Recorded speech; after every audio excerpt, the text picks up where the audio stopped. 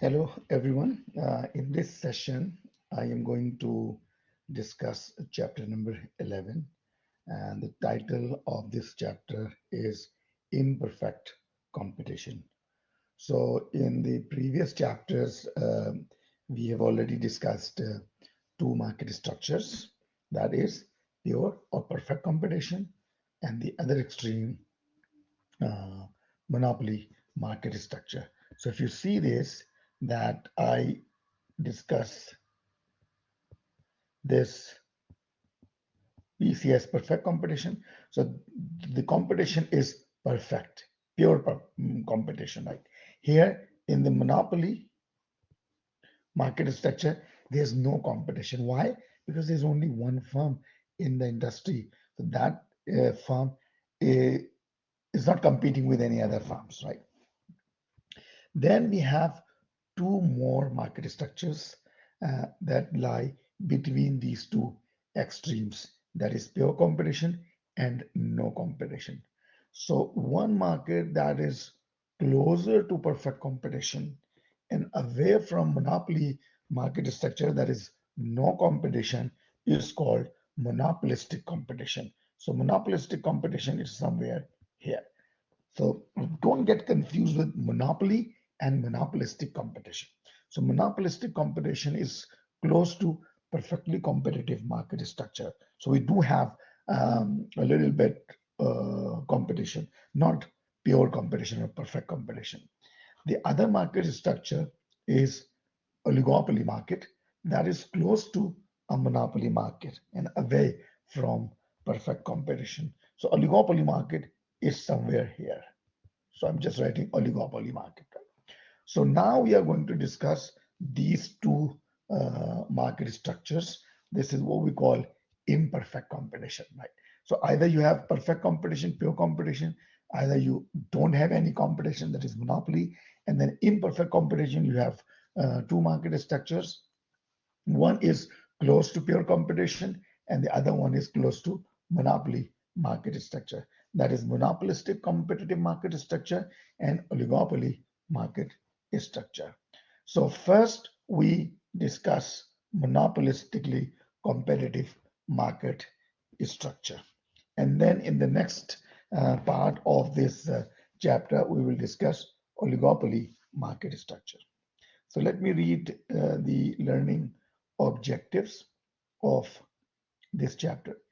Explain the importance and effects of product differentiation, including advertising. So when we will discuss these two market structures, we will discuss product differentiation and advertising. Differentiate between the two types of imperfect competition that we have already discussed. One is monopolistic competition, the other one is oligopoly market structure. Explain why monopolistically competitive firms tend to have excess capacity and are unlikely to earn long-run economic profits. So don't worry, we will discuss this when we, uh, talk about monopolistically competitive firms. Describe the main characteristics of oligopoly market. So this is another imperfectly competitive market structure. Explain why large firms are often tempted to collude and form cartels. We'll discuss this.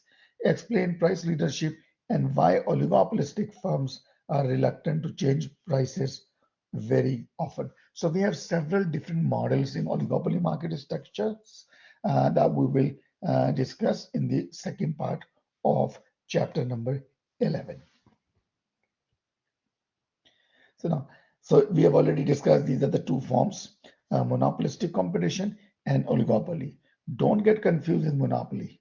Monopoly is a single firm industry. This is monopolistic competition, which we'll discuss further.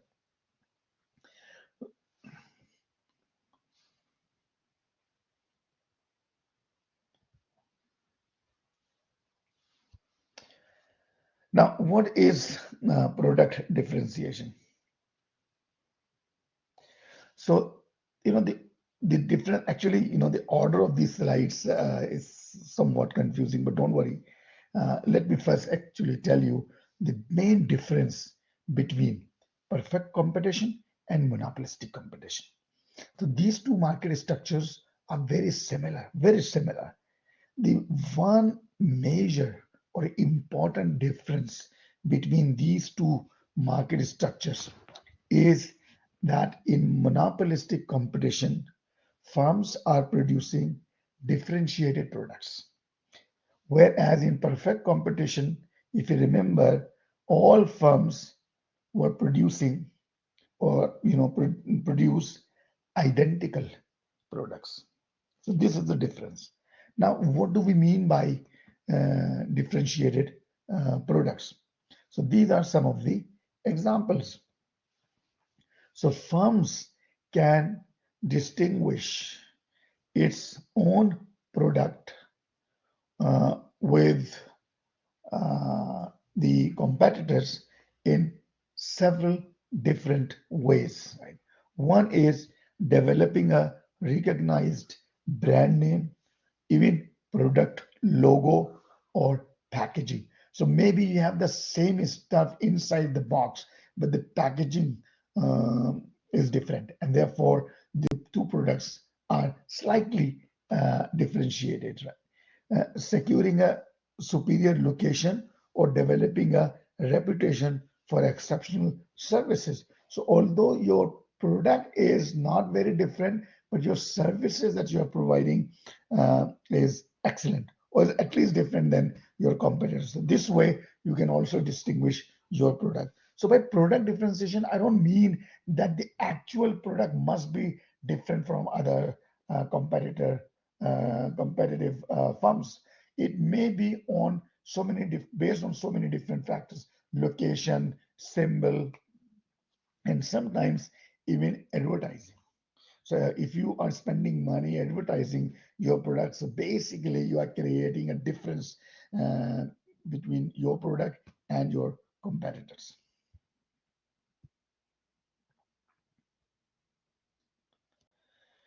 So now you can see the definitions, and we will discuss these two market structures in detail, so don't worry. Monopolistic competition, a market in which many firms, by many firms, I mean large number of firms. So don't, by many firms, I mean similar to perfectly competitive market structure. So we have large number of firms sell a differentiated product. That is the only difference between perfect competition and monopolistic competition. We do have large number of small firms, but these firms are producing slightly differentiated products and have some control over price. In perfect competition, if you remember, firms do not have any control over price. Let me draw here. If you remember, the each firm's demand curve is like this. Suppose this is $20. So all these firms cannot, uh, control price level. Why? Because all these firms are producing identical product, and therefore they cannot charge either more than or less than of this price, that is $20. But if you are selling slightly differentiated products, then you have some control over price.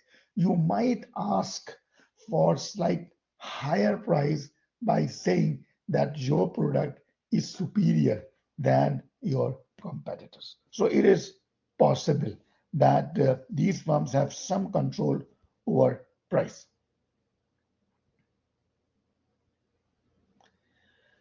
Oligopoly market, a market dominated by a large firms, dominated few by a few large firms. So the difference between monopolistic competition and oligopoly is this: many firms, a few firms.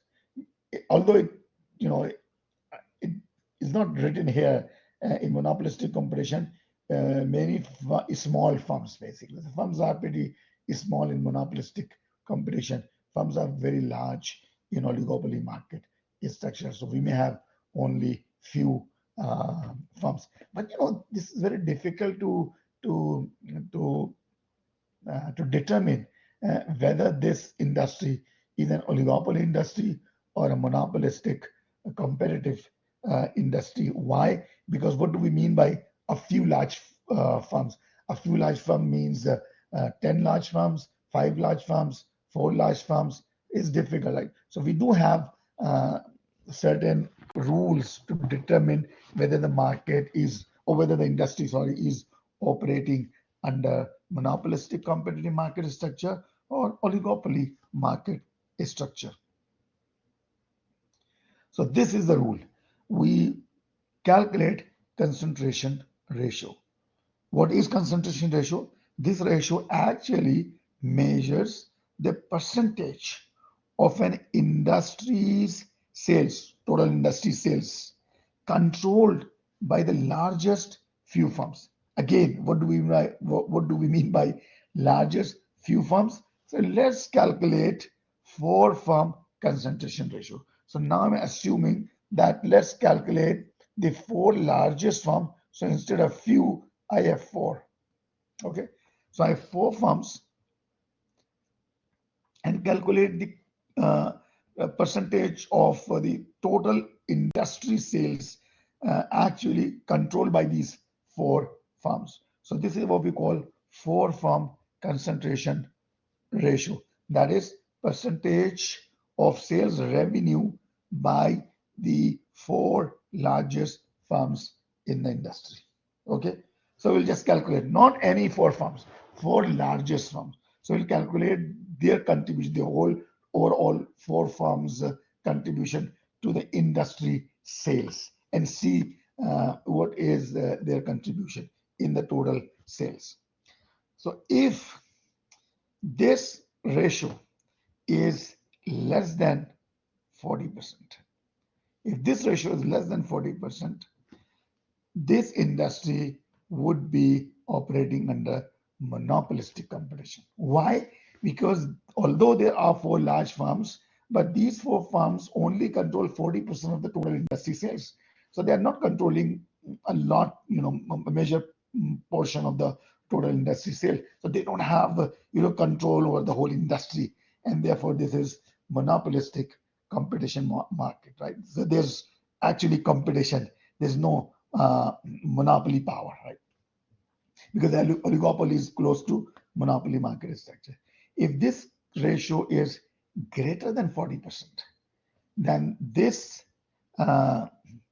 industry is likely to operate under oligopoly market structure. Now, let me give you an example. So I know the data is old. So we calculated 4-firm concentration ratio. You could have calculated 6 firms concentration ratios, 8 firms concentration ratio, but the standard is that we normally calculate this 4-firm concentration ratio.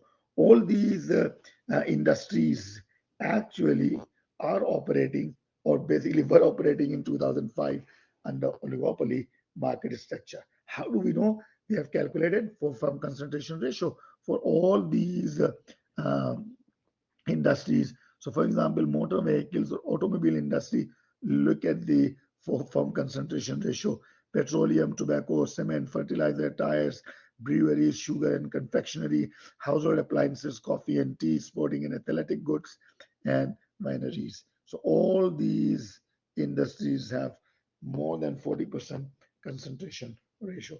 So these are oligopoly market, or oligopoly operating under, these industries are operating under oligopoly market structure.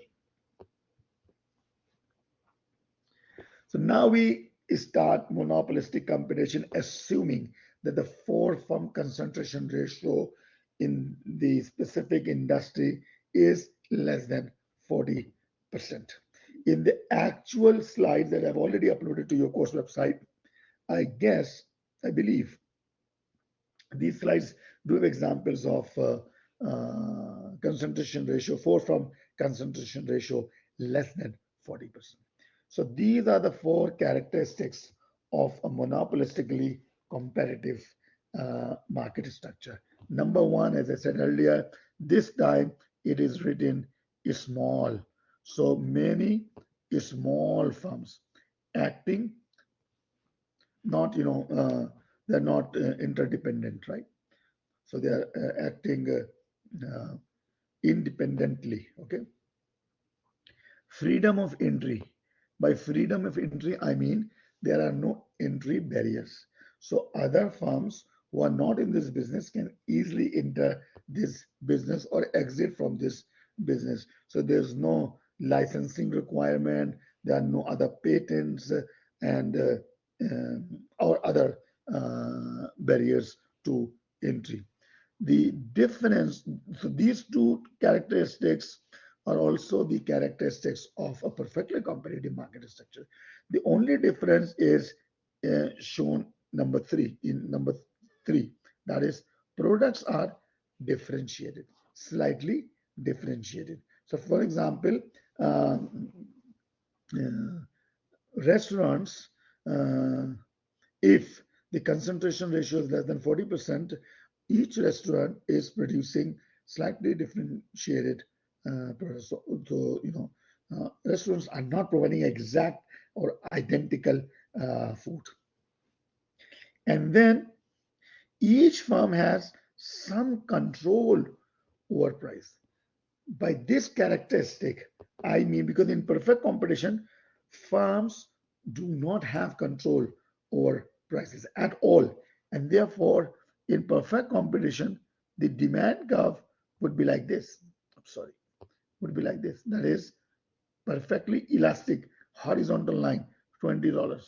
But this is not the case with monopolistically competitive uh, firms, right? So in monopolistic competition, firms have some control over price. That simply means that each firm in this market structure, in this industry, has the demand curve like this, is a downward sloping demand curve. That is, these firms, although these firms are small, but if these firms, if the price decreases, then these firms, people will demand more. Why? Because these products are differentiated. In perfect competition, if you charge lower price, people will buy from you. But you don't have to lower your price because you know that you can sell whatever you are producing at the same price. So why you reduce your price? Similarly, you are not going to charge higher prices. Why you cannot charge higher prices? Because if you charge higher prices, then consumer will go to other farm or other shop and buy from there. But in monopolistic competition, this is not the case. Why? Because one firm is, it is possible for that specific firm to charge slightly higher prices. Why? They're not going to lose their consumers altogether because of the product differentiation. So, for example, if I like one specific Chinese restaurant in Calgary, even if the price increases slightly, I'm not going to go and eat in other restaurant because I prefer that specific restaurant because of the product differentiation. So, because of this, those suppliers have some control over price. Okay.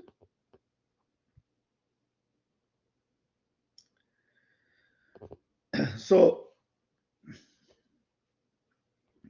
in this slide, what we are going to understand that.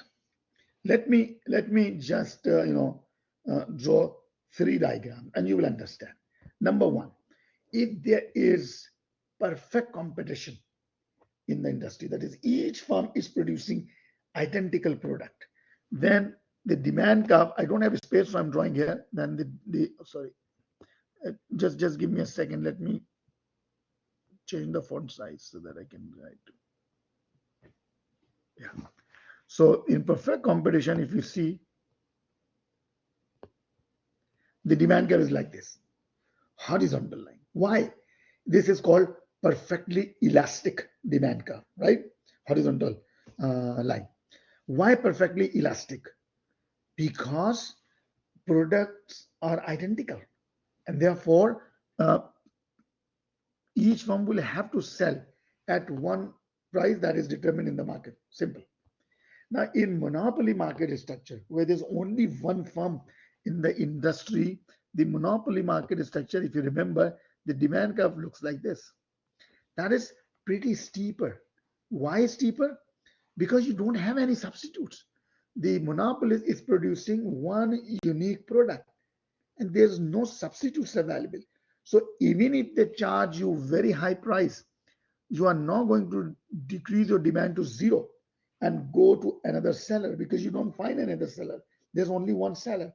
That is the reason in the last chapter we talked about that why government actually regulates these monopolies because there's no close substitute for this product, and that is why demand curve is pretty inelastic. But in monopolistic competition, the demand curve, although demand curve is downward sloping, it is not like monopoly. It is like this. See, so it is very horizontal, flatter, but not 100% horizontal line. So it's not horizontal, it's more flatter, but it's not very steep. So basically this line, this is highly elastic demand curve. Why highly elastic demand curve? Because I am not saying that there's no competition in this industry. There is competition, but products are slightly differentiated. So yes, it is possible that if I like Chinese restaurant and if these restaurants or any one specific restaurant charges me very high price, then yes, I might go to very close substitute to that restaurant. So that is possible. And therefore, when you increase the price, consumers are going to decrease their demand a lot. Why? Because there are substitutes available, not 100% identical products, but they are very similar. In the perfect competition, it's horizontal line. Why horizontal line? Because there are identical products. So if one firm charges slightly higher prices, that firm will face a zero demand. There's no demand for that firm's production product. Why? Because I'll easily go and buy from another seller. So what I'm trying to explain you here, look at the title of the slide, elasticity in monopolistic competition. That is, in perfect competition, it is perfectly elastic. In monopoly market, it is inelastic, not perfectly inelastic. And in monopolistic competition, it is very elastic, right? Not inelastic, elastic. So I don't have to say very elastic. It is elastic. So, and why this is so? This is because of this reason. First reason is the important is the second one actually. There is not a lot of differentiation. So products are, yes, differentiated, but not a lot. That two products totally different. That is not the case. So there are some sort of substitution possible. And second reason is there are many rival firms. So there are large number of small firms. So you can't say that in Calgary there's only one restaurant. That is not the case. If that is the case, then that restaurant has a monopoly power. That is in this market structure then. Okay.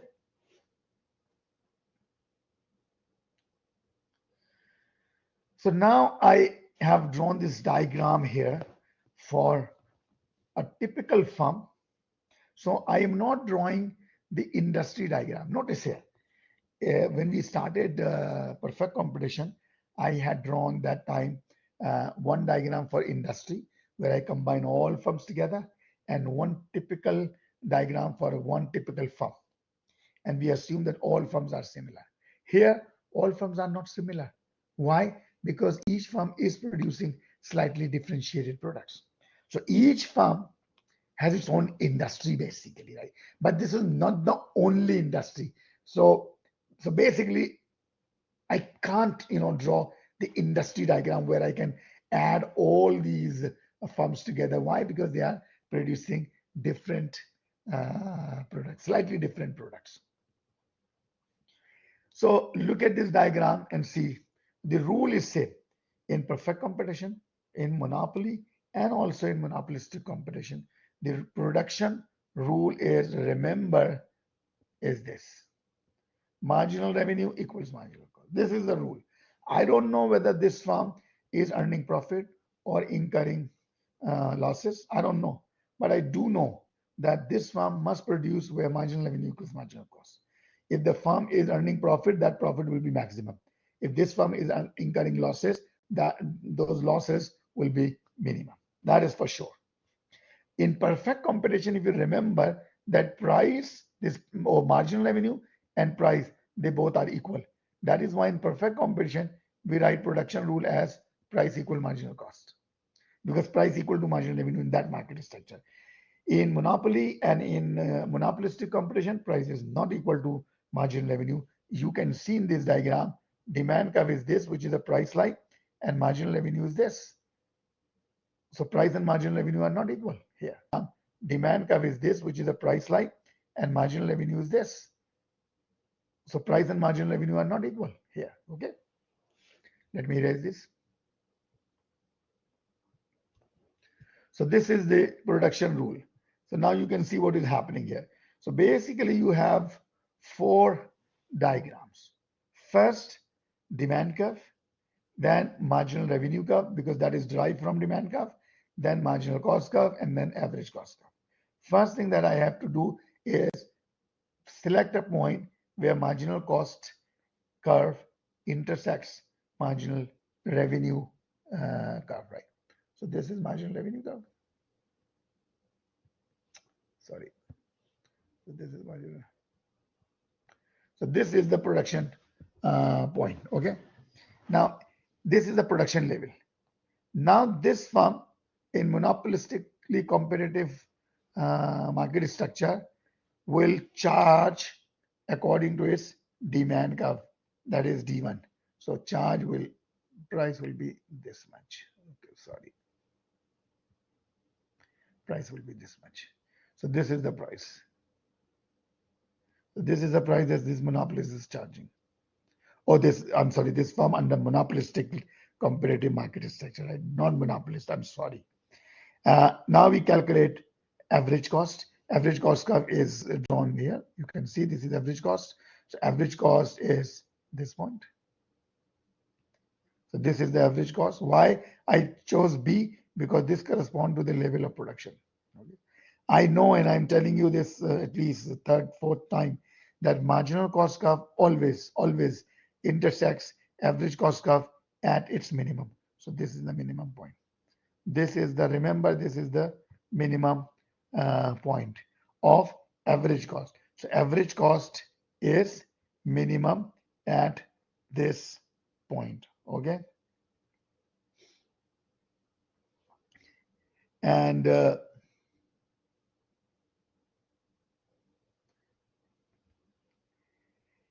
so this is average cost, and this rectangle, this area of this rectangle, that is base times height. So base is P1 minus C1, this distance multiplied by this distance is your profit, right? So is the firm's profit operating under this market structure. This is how you calculate profit. So the rule of calculating profit is that your AC, sorry, that is at this level of output, the AC, average cost, must be less than price. That is, price must be greater than average cost, and you can see price is greater than average cost. That is why this firm is earning profits. And if you look at my handwritten notes, I don't know if you can read them, and then I have given you examples here as well in chapter number 11. So if you read the title of the slides, it says in the short run. In the short run. The short run, it is possible that firms operating under this market structure are earning abnormal profit. Right? Why abnormal? Because these firms have already included their opportunity cost in their average costs. Right? That is economic cost, both explicit and implicit cost. So if these firms are earning profit, these profits are basically abnormal. What would happen? If I know that one restaurant in Edmonton is making abnormal profit, and I'm doing some other business, then opening a restaurant is not a big deal. And therefore, I might also enter this industry and open a restaurant. So entry is possible in this market structure. And because of this abnormal profit, new firms will be attracted. Okay. So what would happen when new firms enter this industry? Look at this. So if the existing firms have positive profits, new firms will enter. So look at this, what is happening in this diagram, right? This dotted demand curve was the initial demand curve, okay? Earlier that I just shown you in the previous slide. Now notice that this dotted demand curve, and that is basically D1, is shifting to D2, okay, is shifting to D2 curve. But the shift is not parallel. If you notice, there are two things. First, demand curve is shifting to the left, that is shown by this arrow, okay, number one. Number two, the D2 curve is more flatter than D1 curve. That is, D2 curve is more elastic compared to D1 curve. And also, D2 is to the left of D1. Why this is so? There are basically two justifications. Number one, why demand curve is shifting to the left? Because now you have more firms in the industry. So suppose if there are 5 restaurants who are making abnormal profit, now the profits actually attracted new firms, and now we have 10 restaurants instead of 5. The number of consumers are same in that city, so each restaurant has lower number of consumer. That is the reason demand curve shifts to the left. Why it is more elastic? Why it is more flatter? Because now there are more substitutes available. Yes, they are not identical, but there are several other substitutes. So people have more substitutes available, and therefore their demand will be more elastic. So if one restaurant charges slightly higher price, consumer will go to another restaurant. So there's a huge the demand is more responsive to the changes in price, and that is why the new demand curve D2 become more flatter. What would happen? This shifting of demand curve from D1 to D2 will continue. That is, new firms will continue to enter this industry up to the point or until when this new demand curve, that is D2, is tangent. By tangent, I mean is just touching this average cost curve at this point. See, so this is the tangent. Tangent means there's D2 curve or D2 straight line or D2 demand curve is not crossing average cost curve.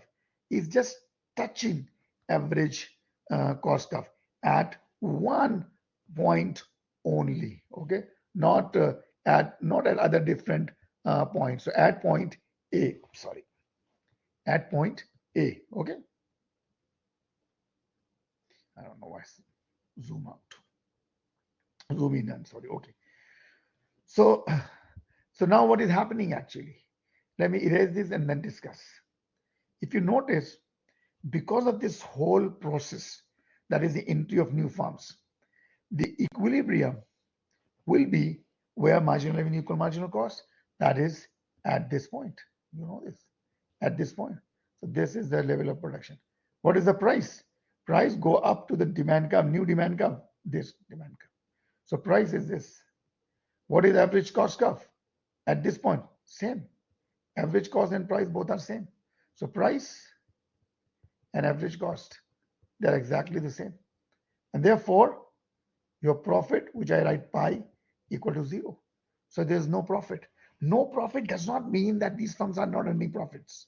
If these firms are not earning profits, why they are running this business? They are earning profits, but that profit is called normal profit. That is their opportunity cost. If they had not been working in the restaurant, if they had been working somewhere else, they would have been earning some income. They have already included that income in their estimation of average cost or total cost. So they are still earning profit, but not abnormal profit. Okay. So see, the result is very similar to perfect competition, if you remember. In perfect competition, in the long run, all firms are earning zero economic profit. In the monopolistically competitive market structures, all firms are earning zero economic profit. Then what is the difference between these two markets? The conclusion is same, but there is one difference. And the difference is that, okay, just see this. I think I have diagram here in the next slide. Yeah, here it is. So this is the difference. Let's discuss this diagram and you will understand the difference between perfect competition and monopolistic competition. So suppose I'm writing here under perfect competitive market structure, which I've already discussed. You can just watch that recorded session. In the long run, price is equal to marginal cost is equal to minimum of ATC. Or sorry, I'm sorry. Hold on. Just give me a second. Let me erase this. Okay, I'm not writing ATC because in your book it says minimum average cost only. Average cost means total cost, right? So this is perfectly competitive market structure. That price equal to marginal cost. Why price equal to marginal cost? Because price is also marginal revenue. So marginal revenue equal to marginal cost and is also equal to minimum of average cost.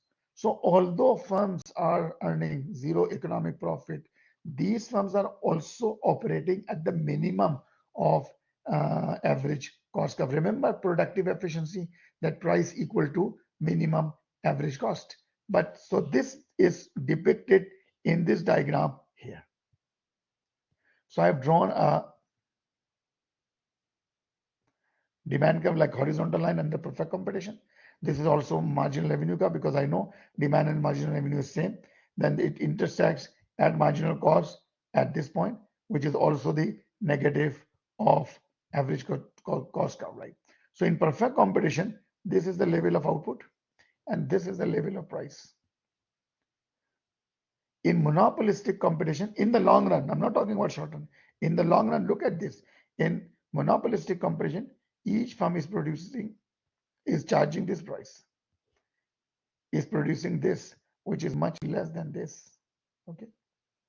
So now I can easily compare two markets. Number one, in perfect competition, firms are producing more output compared to monopolistic competition. Firms are charging lower price compared to monopolistic competition. That is one rule.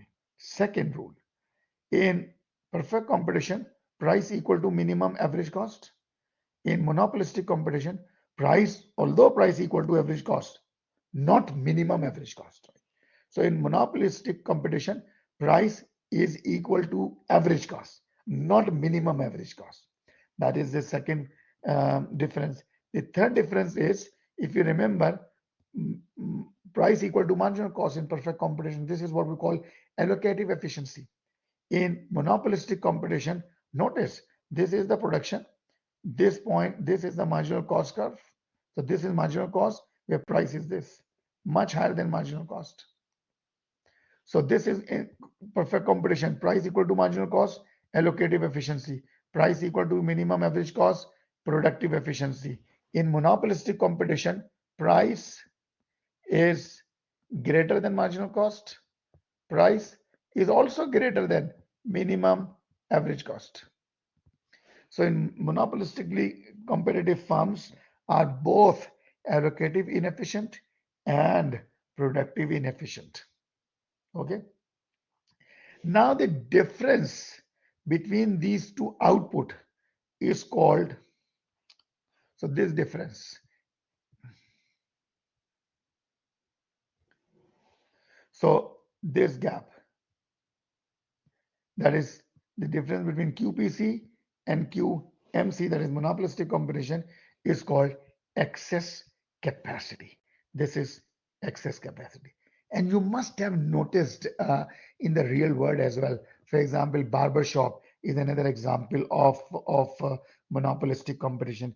You seldom find all seats are occupied all the time in those shops, right? Similarly, restaurants, you seldom find, all seats are always occupied, right? So these farms will always have some excess capacity. Why excess capacity? Because they are intentionally restricting the level of production from this point to this point, creating some excess capacity. Why? Because they are charging so that they can charge slightly higher price. Okay, so that is called excess capacity. There's another term that you should know, which is called economic capacity. What is economic capacity? Economic capacity is this level of output. So if a firm is operating at the minimum of average cost curve, this is called economic uh, capacity. So if you read here, a monopolistically competitive firm faces elastic demand D2 and produces at QMC, which is below QPC. And what is QPC? Is called economic capacity. So you should know the difference between economic capacity and excess capacity. Okay.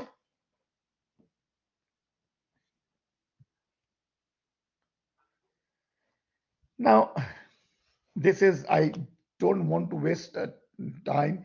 I've already discussed everything that is reported in this, given in this slide. So you just go through your own.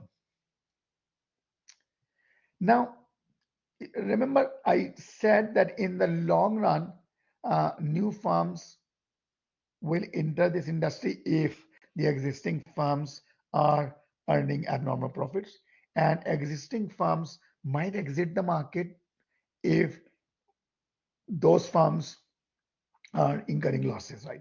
So because of entry and exit, right, in the long run, the firms, all those firms will be earning zero economic profit. This is what we concluded in the later slide, in this slide here in this slide. So you see in this slide, we just showed that each firm will have zero economic profit, or what you call normal profits. But sometimes we have seen in some cases where firms are operating under monopolistic competitive market structure, but these firms are still earning economic profit, that is abnormal profit, even in the long run. How come this is possible? So this is possible only if you have these conditions, right? So blocking entry to increase profits. So suppose if the existing firms are earning economic profits and it is not possible for new firms to enter the industry, then of course those firms will be earning profit continuously, even in the long run. And how these firms will actually block entry? These are the two reasons. Number one, professional associations. So professional association sometimes does not allow more firms to enter. So you have to get permission, or they have maybe some sort of quota. The other one is government policy, such as licensing. So you can't just open barber shop. So you have to hire barbers that have the required licenses. So there's some sort of restriction, right?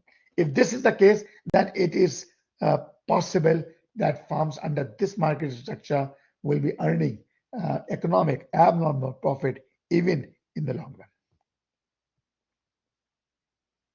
So that's all as far as monopolistic competitive market structure is concerned.